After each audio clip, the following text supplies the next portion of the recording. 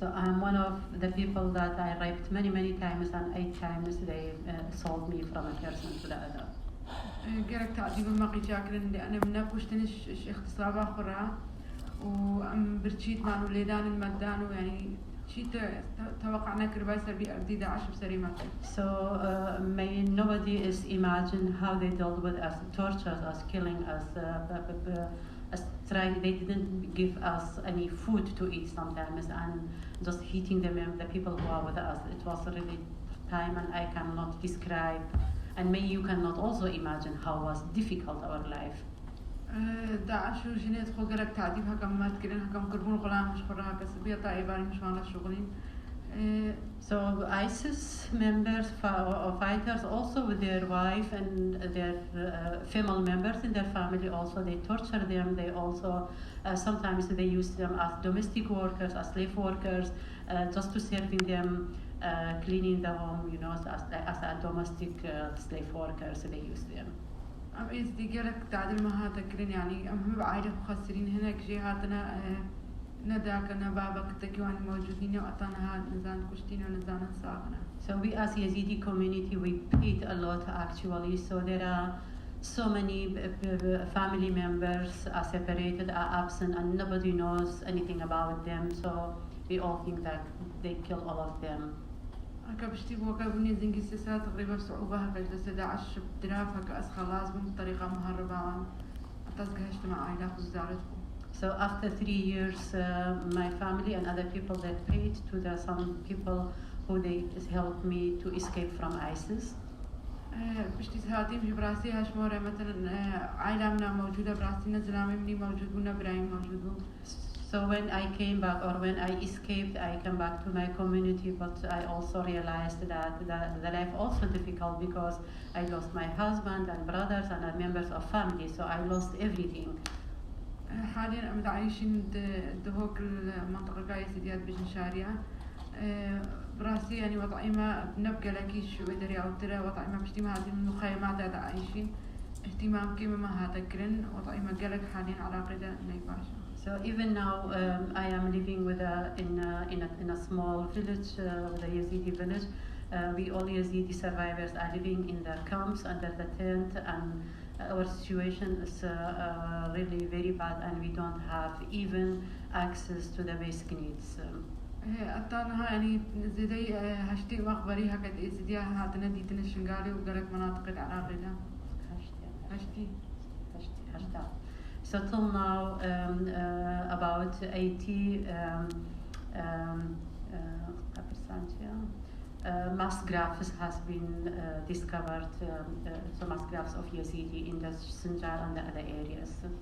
تقريبا يزنجي نسب بانزا هادنا بكرين أتان هيدنا هادنا بكرين. So till now they opened only 11 or 12 of them.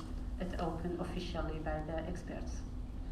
از بخو بشتي ساعتي مراسي مديت يعني هزارة قيتو جنيت نفسها منها از بخو كم فكر از بيجم از كاربم دنجي زديا بجيني مع عالمي هرجي جهبي از تركا هردو زارو كده خبدم از بيم الدولة تابقرهم واز دنجي وام بجيني مع عالمي من كذا من قضية من أي تجبير كده. So when I escaped, I also realized that there are hundreds or thousands of Yazidi women like me. They are coming back, and their life is really still very difficult. So I promised myself to do something for the Yazidi people, especially for the Yazidi women. So I promised to be a leader to bring the Yazidi women's voice to the international community. So that is why at this moment I left to my small kid at home, and then I came here to talk about the issue of the Yazidi women.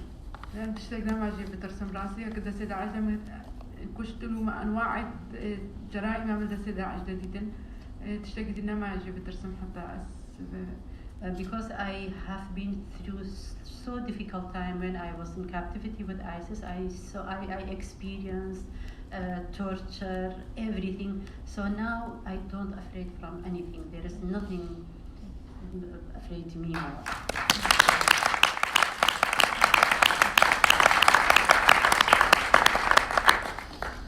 أتا بينما أو أتنها أكتشتي مستمرة يعني قيتشت إزديا وزاروكت إزديا دستي وعندنا أو نزاين المناطق الأحفر والسوريا والمناطق داعش بريتي ده ماذا الموجودين وتنها نزاين كدري يعني من كده شالي بقرنهم ببهنا.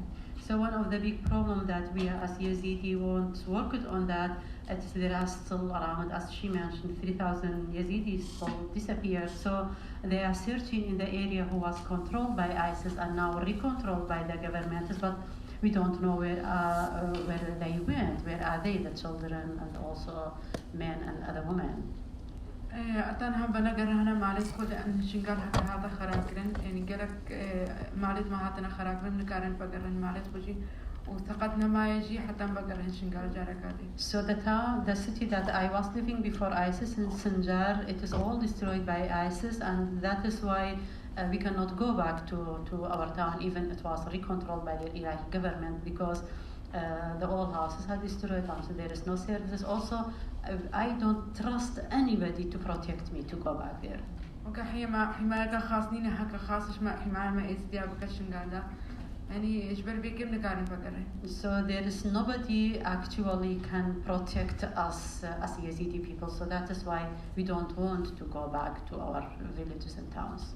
وطن هجبر بيكي هكا المخيمات هذا تعيشين يعني بهزار المخيمات هذا كيم بقرهنا شنقال نويرين بقرهنا شنقال لازم بو يعني كرتي وهم ما بيزبي قضية ما إزديا كاتشف سري مع هكا هاتنا كوشتن هكا هاتنا اغتصاب كرين عائلة خوها خاسرين. So that is why sometimes they ask us why you are not giving back, still living under the tent in the camps. So I'm always telling that we are afraid, we don't trust anybody to go back. We lost a lot, we don't want to lose more. يعني أبدأ ولا تفهم تحسن يعني أمشي كإنسان كما شجرة ما غلطك بأيكي ناكر وشجرة ما أمشي سر شغلي قبل ما فتشت الحياة تأخذ النادي تقول يعني أبدأ نبان دولة حتى مساعدة ما بكن أمشي وكا أهم بشرة يعني أمشي إنسانية تزانة. So the reason that why I am coming here and I am going to other countries advocating, just I want to tell the international people, to the international community that we are Yazidi also human being. We want to have a normal life. So that's I am advocating for.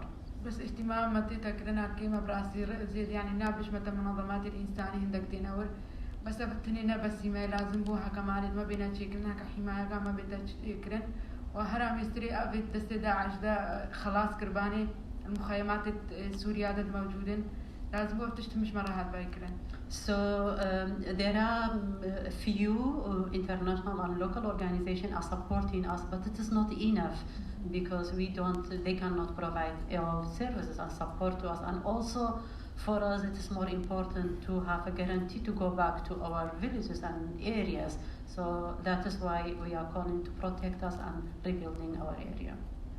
جبر لأن هكا طريقي بقرن معرفة لأن بعض بستاني هات هابين الوان يعني حياتها وانا صعبة البان مخيمات هذا زبستاني حياتها وانا صعبة يعني بزور حتى حياتها خو دبرينا تتعيشنا. So it is really we have a very difficult life and in the camps in winter and in summer and in other times a year. It is really difficult. We are really challenging to continually live in this situation.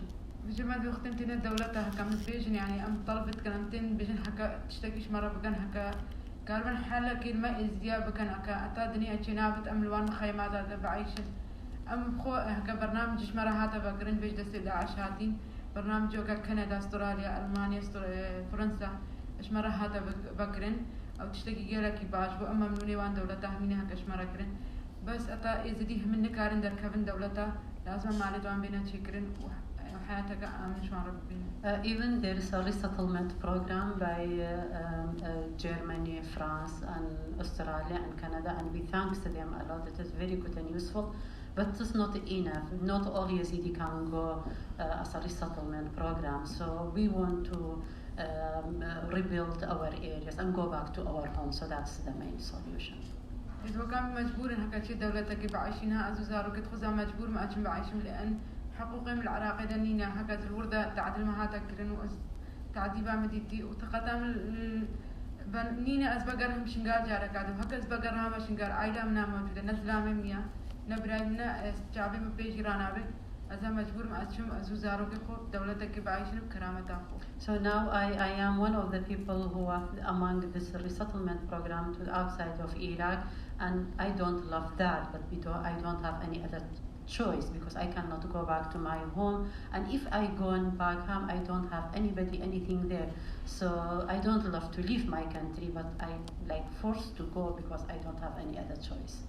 أذا بخونها أسها كمنظمة كجروبا كي أمريكا أسشم جرك جرت من مخيمات تجرم خاصة بش باغوس هاتي تحرير باغوس جرك زاروك هاتنش دست داعش نجيت وانين دست وانين علاج شوان ردبه وطيوان جرك خرابة علاج جوان كيما العراقي ده لازم اهتمام وان هيش هالبيك. I am working now with the American organization in the camp, so I am going to meet the people, especially the children who came back in Baghuz in Syria after they controlled it from ISIS. They have people, or especially children, are injured. Some of them they lost one legs or foot or hands, so they need really support. حتى عندك دار الأيتام ده جد عايشين زاركنا حاليا حسب معلوماتي شمرة هاتين وجهها قلت لنا المحتاجي أو أبسط شيء قلت المحتاجي مالكنا أو زاروك ناجيات لسداش زمالك إذا بعيشنا أتا اهتماما بيتا كذا أبسطشتي نينا بزحمة إشوانرا وهدجي أبزاروك لسداش هاتي هناك جداك وباب كتك يوانينا أسجمها كالباوان تقرم يعني أختزت شما باوان يعني حياتها من قلق صعوبة دي بس وقت سوانت بينم أس بيجم الحمد لله شخديتش قلق عايش يترم الأنداء كام هنا باب منا بس لازم بوها كشمارة هيش هات بايك. So when I am visiting those children who came back from Syria, so most of them they lost their family, father and mother. So when I see them or I meet them, I really suffered and I know what happened to me. But when I compare, I am better because even my father and mother still they are live. كلك زاروك تمشي هكا تفجير وان عقلي وانا اوكا غسل الدماغ شو مالك شيء كروتون تفجر عندن وش عائلة مخو بوكا برايم هكا هذا كشتن وبزاروك نخبط طيارة ديدا وهكا مزانن هوا او شو وطنا عائلة من شجد مفقودن امزانن زحمة ايكي دبا قري. So one of the problem also with children when the children when they were in the captivity, ISIS trained them, they radicalized them, and they brainwashed them. That's one of the problems that we are facing. We don't know how to deal with them. And also as members of her family, they lost during the bombing in Syria when the coalition bombing the areas was controlled by ISIS. So several members of her family has lost or has been killed. بجا وكان وقت يمكن جه كم بيبين ما بيبا ما كنا نجي براستي ما جه هكا بيبا ما بقينين هكا هم تغنشتي هريش وكاري بيبا ما بقينين درجة يعني هكا مستعدش زيارة بكن لأن وضعي زيارة درجة صعبة إذا دي بري إن التجارة تشتغلنا كربون كف ما هذا سريوان بلا سبب يعني. Yeah. So we are as Yazidi, we are very peaceful community. We never did anything bad against any other people, but it happened to us now. So now I am here. I'm telling my story. I tell you what happened to us and what's our needs, and hope that you can also send my message to the other people that you want me to know later. أم يعرفش عائلة ما هكم هاتن بس جن وزارو تيجي برايم عمران دوان صاري بون هكا هاتن اختصاب كرن شبانزا تبشن صار هكا هاتن فروتن اتوقعون بهزارة هاتن فروتن واختصاب كرن نعم قالك جن هاتن هكا بتعدد ما هاتكنش عائلة يعني موجودة بتعدد ملوان هاتكرن بس هالروجا كاتشم حياتها بصعوبة بورينن أم أبدا مرتاحنا أتاريكي جديدة سيدة عجلها. So even from my family, there are 11 people became free from those who were arrested by ISIS, but all of them are girls and women and some children. But I am still not happy with that because there are still many Yazidi people. We don't know anything about them. كشكي دولة تباني يمكن يعني هبجة جهاد ما يختصاب كان هكا مثلا بدوغان سيباش عائلة جهاد ما يختصاب كان نوع الدنيا سري قلبي كرم بس أم عامة هزارة هكا باختصاب ما هذا كرن بس يك بيتشتي نايتا نا بني البرجال بخو هذا داعش هكا داعش الموجودة يعني بمد محاكم الدولي ما داعش دي باني مسروان احتراب وباني بتشتكي وهمنا بين داعش باي موجودة كأنه تشتكي نكيد بيجن إنسانيته تشتكي بيناكن فأمنا إنسان هناك في ممكن. So we went through all that, all those difficulties, sex slave, and I'm sure that if what happened to us was happening in other developed countries, there was like a big issue. But we have a feeling that it is not still an issue for the international community, and there is no any process for prosecuting ISIS till now. So that is why we have a feeling that nobody take care on the issue that happened to us. Thank you so much, Layla. Thank you for sharing your story. I want you to know that we care. Everyone in the room cares, and we'll carry your story forward. So I want to turn to Miriam and hear her story as well, and then we'll have time for some discussion.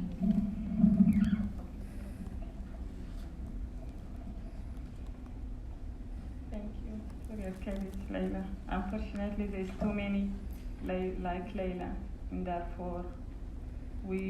I do remember the picture of the woman that has been raped in Darfur. It's been everywhere on social media, but there's no any action being taken against the criminal, or there's no any protection for the victims. So thank you. Thank you, Neema. So I'm very thankful for the Darfur Women's Action Group, and I'm honored to be here today with you to share my story. I was born in a refugees camp, in 2-hour refugees camp in Gadaref, Eastern Sudan. My mom was escaped from war in Ethiopia when she was 10 years old. She lost her entire family. Some died and some were displaced and not found. She met others when she fled and lived in the refugees camp, including my father, who worked at the camp as a bus driver. They married when my mother was 16 years old. My father was from Darfur, Western Sudan. He's a Muslim. I will mention things about Sharia law must be and about Islam, not against anybody, and I hope I'm not going to offend anybody, because we have problem in our country, and Sharia law, one of these issues we are facing. So my father from Darfur, and he was Muslim and was running from family. He's hiding because he had killed somebody in Darfur, and he had to flee all the way to Gadaref in Eastern Sudan, and the family is searching for him to extract vengeance. My mom was beautiful, and my father wanted her to convert to Islam and cover her face. She worked as housemaid, cleaning and washing clothes and cooking. Sometimes she sold tea or food on the street, at the gas station.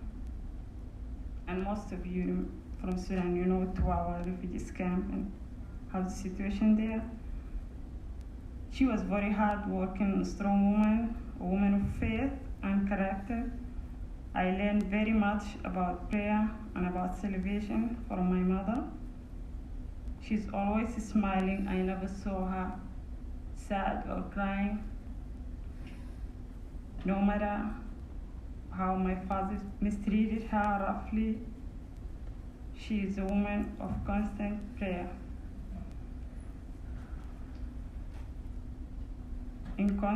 My father was alcoholic, he was violent and beat us all. When he would hit my mother with 3 children, my brother and my sister, and I would come to her defense. Eventually, my parents got divorced, and my father abandoned the family. I was 6 at that time. Much later, we heard that my father has died after working at a distant farm. The camp where we lived was not a healthy place, and my mother decided that we should move elsewhere for the sake of my little sister's health, who was often very ill. We went to a small city were other refugees and people she knew. She registered me at school and start new chapter in our lives in Basunda, but we are still facing many difficulties. Most of the people were staunch Muslims, and you need to be careful what you wore, and you wouldn't find a girl walking on the street by herself. I had a hard time of it. I wore pants and did not cover my hair. In our environment, even 6 years old girl expect to cover her hair. When I work with my mother, I would do many things to help her in the morning before I go to school. When mother needed assistance, I was the only person who could help her. But at the same time, I faced many of my own issues and challenges on the street and at the school. My mother told me if I didn't respond, we face many issues with, we have very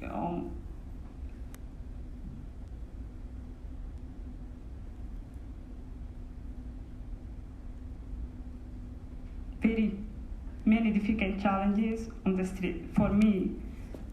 So the boys will call on our neighborhood, would attack me and cruel jokes and throw stone on me because I wear pants and short tops to work and help my mom. And I defended myself, and mother would get upset when I hit somebody. She insisted I wear a long dress and cover my hair. She told me if I did not do what they asked us to do, then we would move to different place because of the community looked upon us with shame.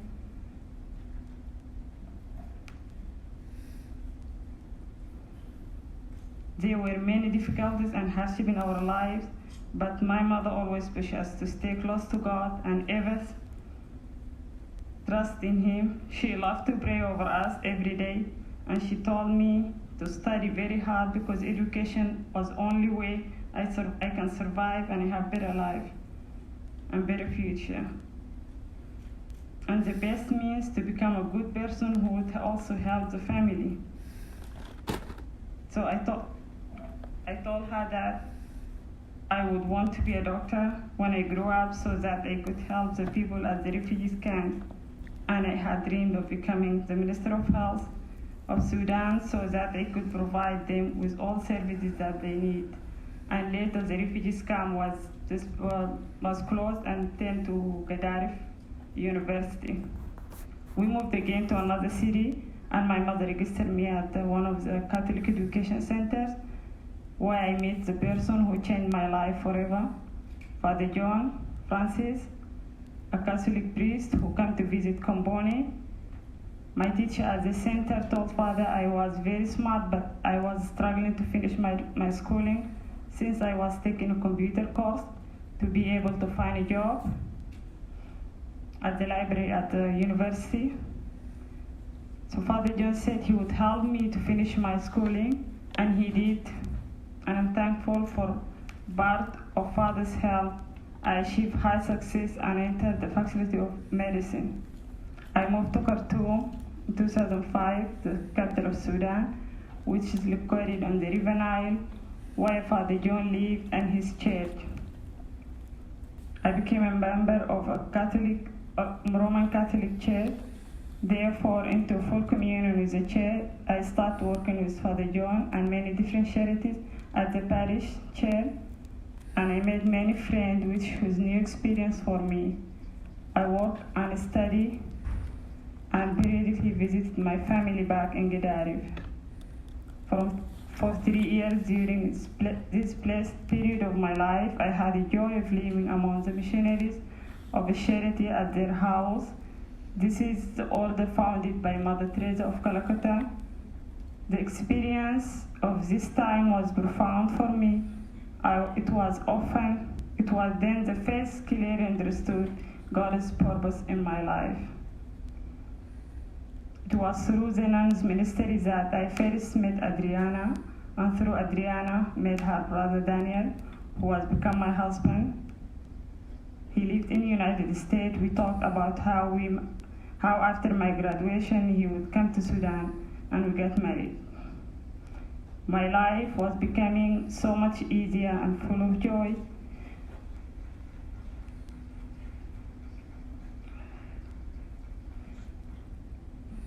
One day I brought my sister Bahia to Khartoum to receive treatment for her sickness. The beautiful sister of Mother Teresa took in Bahia, but the treatment failed and I lost my only sister in October of 2010. In July 2011, 1 week before my graduation, a phone call informed me that my mom had an accident and I needed to go home. I took the bus from Khartoum to Gadarif and I rushed to the hospital. She talked to me, but they proved to be the last word, as she then passed away. I felt so much pain, loneliness, and emptiness. I couldn't believe mother was gone.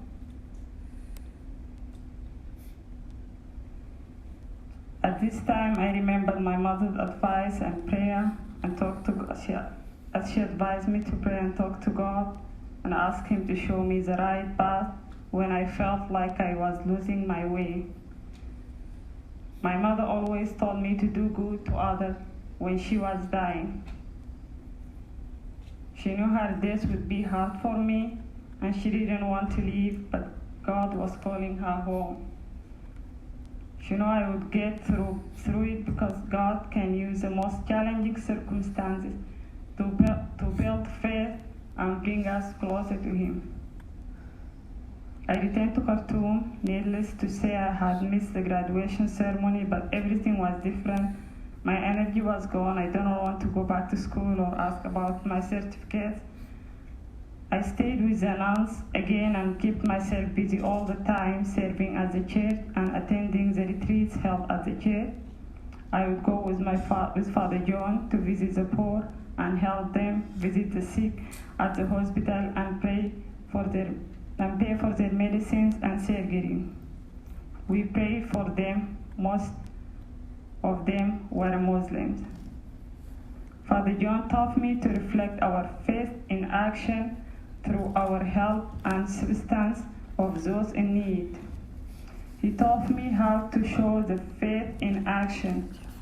As Christ taught us, you serve everyone. After 5 months, Daniel and I got married at the church in a big celebration. It all came together quickly, and I am grateful for my friends who worked very hard to make it as it should be. He stayed for 3 months, then returned to United States. When he left, I was 6 weeks pregnant. This was the next chapter in my life. I was going to have a baby, so I started working very hard to build my new life and secure my baby's future by making sure he would never face the same challenges I had faced. I surrounded my dream and centered my future on my child and my family. I had a very successful business, helping manage property of a wealthy family in return for a share in a harvest, and established clothing boutiques and men and women and a hair salon. My life was simple and peaceful, and I had many good friends nearby, making the difficult moments easier.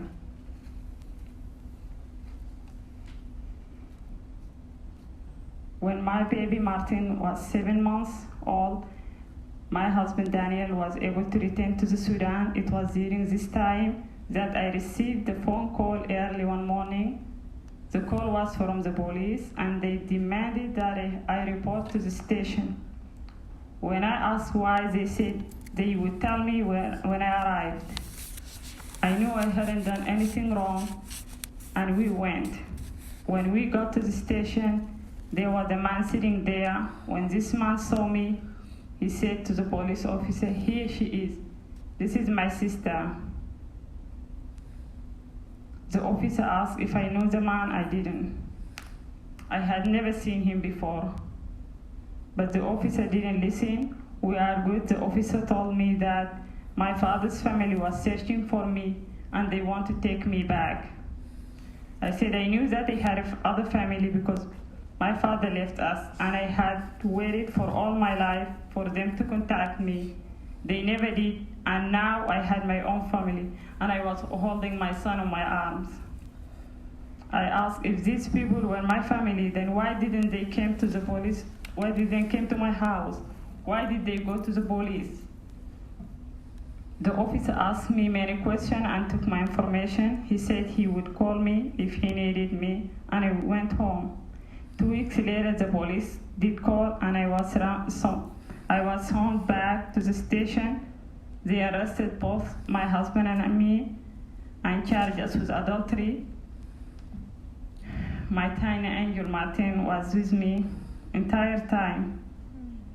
We charged with adultery because the people claiming to be my family stated that I was the daughter of a Muslim man in Sudan. Under such circumstances, I could not marry a Christian.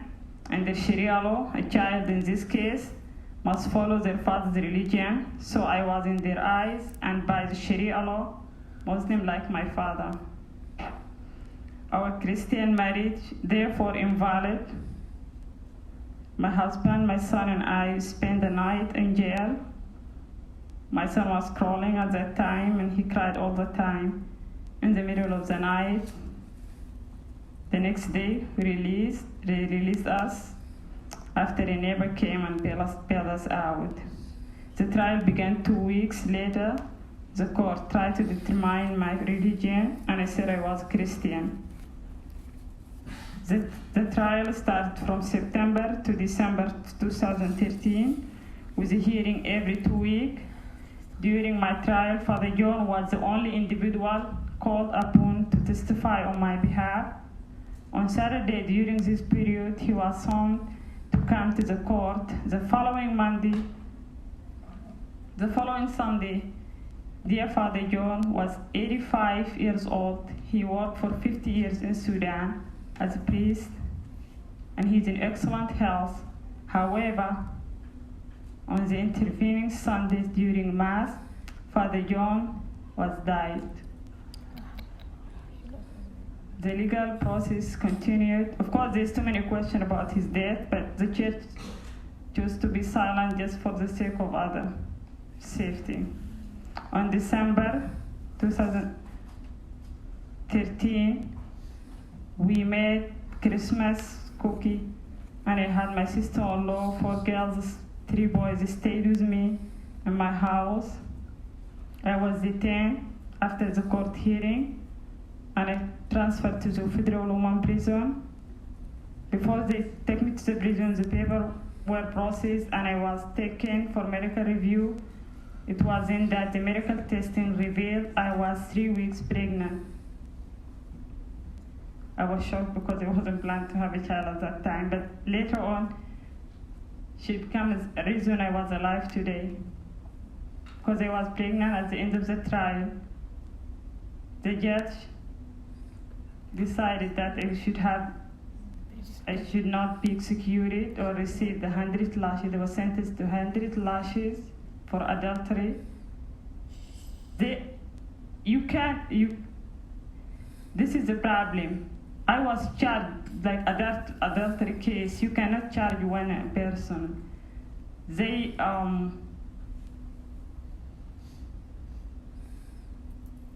charged me alone. They dropped off the charge against my husband and sentenced me for 100 lashes for adultery, and my marriage was void. And one of the in my case, my children, my husband have no right for the custody for the children because they are adulterial children, and they're supposed to be, after my execution, they're supposed to be transferred to the orphanage.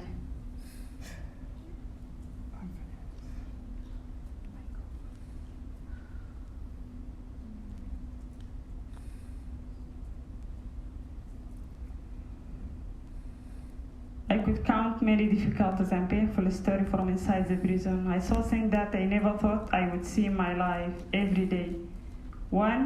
Every day, 1 or 2 children died. Children were abandoned by their mothers who had no hope and who had no relations or others outside prison who would help them.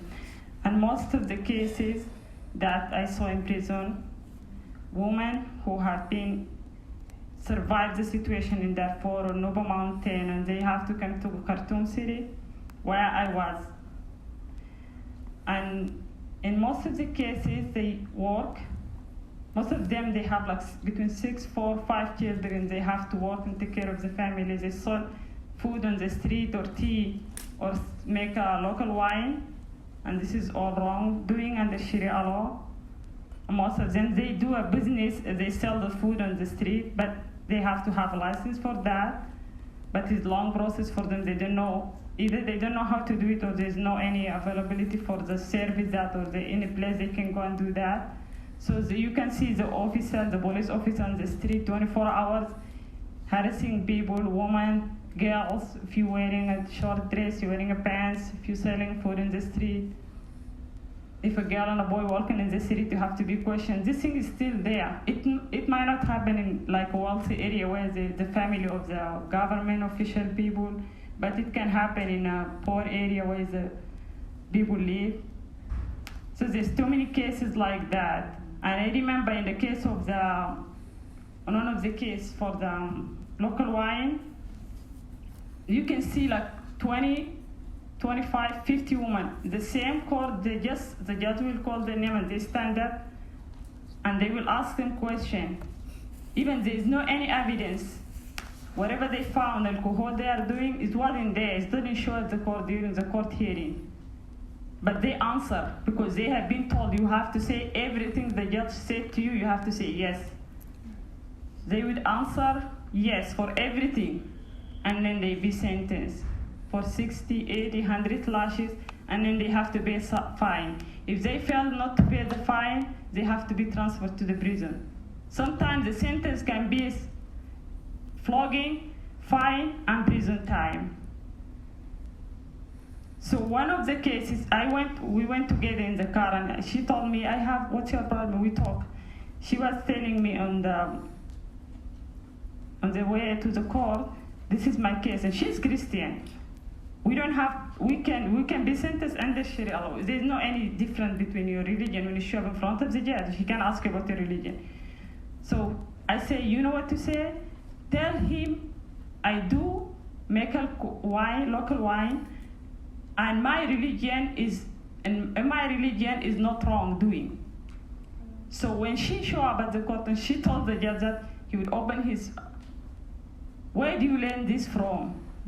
So in most cases, they need too many, that's what I'm going to be talking to Nemat about that, because I'm starting a non-profit organization to help in these issues. Most cases, women need like training, like they know how to know what they're right, what's wrong, how to talk to the judge, things like that. So there's big investigation happened. Where this woman learned this thing from? And at the end of the hearing, she was transferred to the prison. And then I was transferred to the prison. I was put up in a different place just by myself. And too many questioning, like, why are you talking to other inmates? Why are you telling them what's wrong and what's right? And I do that. And I remember one of the cases, a 17-year-old girl, she ran to the police for protection because she had been raped, and after 2-3 months she found out she's pregnant. When she came and told her family, they tried to kill her. We have the honor killing. So she ran to the police for protection. When she came to the police station, they asked her, no, we can't help you. You have to see, you go and tell the judge that I did that by myself. That's what happened to me. So she was charged with adultery, but she have to be kept on court in prison until she delivers the child. When she was pregnant 6 months that night, she don't know what she had because there's no any. I did the same. I don't know what I'm pregnant with no medical care, with no any way you can go to the doctor, no matter if you pay a bribe or do anything. We wake up in the middle of the night, we hear screaming, and there's a group of other women. Her father paid for that, for those people, for those women inside the prison. So attacked her at night, and she lost the children. When she been taken to the clinic, on the way, she lost the babies. She lost her life. and we found out she was pregnant with twins.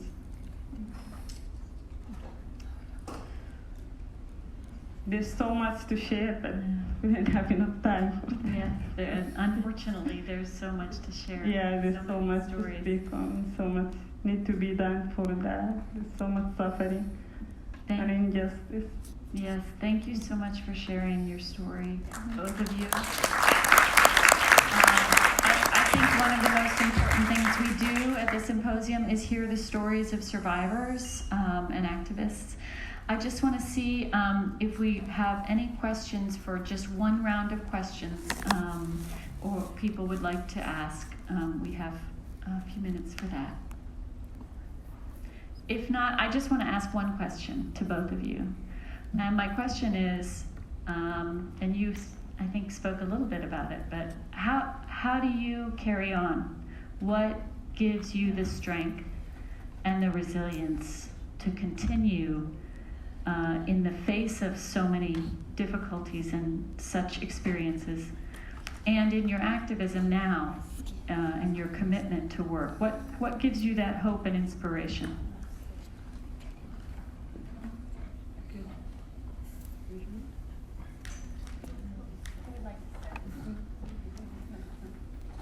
Leila? Okay. For me, I personally have that since Wadian, but when you sometimes you see there's so much injustice and inhuman way people treating each other. When during my time, I really didn't focus on myself. I didn't focus on my situation because I saw too many things that I never thought I would see in my life.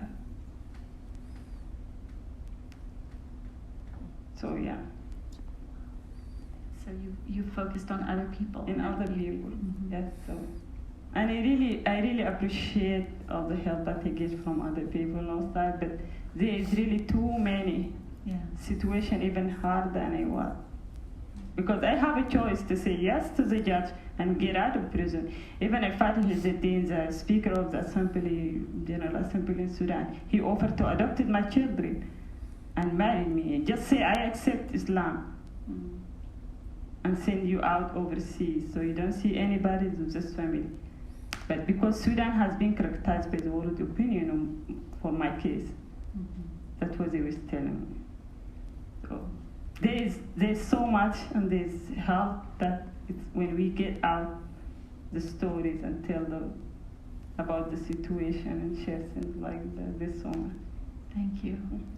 Leila?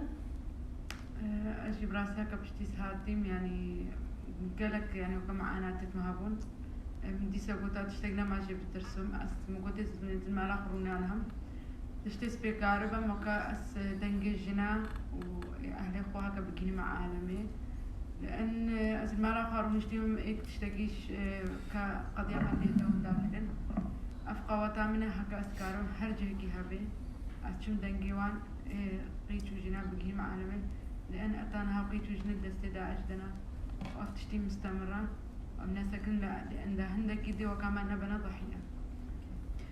When I escaped from ISIS, I went through so many difficulties and torture. So just when I came back, I was a bit disappointed. But then I said, now there is still many Yazidi women in the hand of ISIS still, and my community are suffering still. So women, especially women survivors, they need a lot of support and work. So that's why I promised myself I have to continue supporting and advocating for my cause as Yazidi and also for the women survivors, especially focusing on women survivors. So that's the energy behind here, carry on and continuation. Thank you, and thank you for sharing that with us. It's our task now, each of us, to carry that on and to carry that power and stories forward. We need to wrap this panel discussion up, but just another final round of applause, and they'll be here to talk later. So.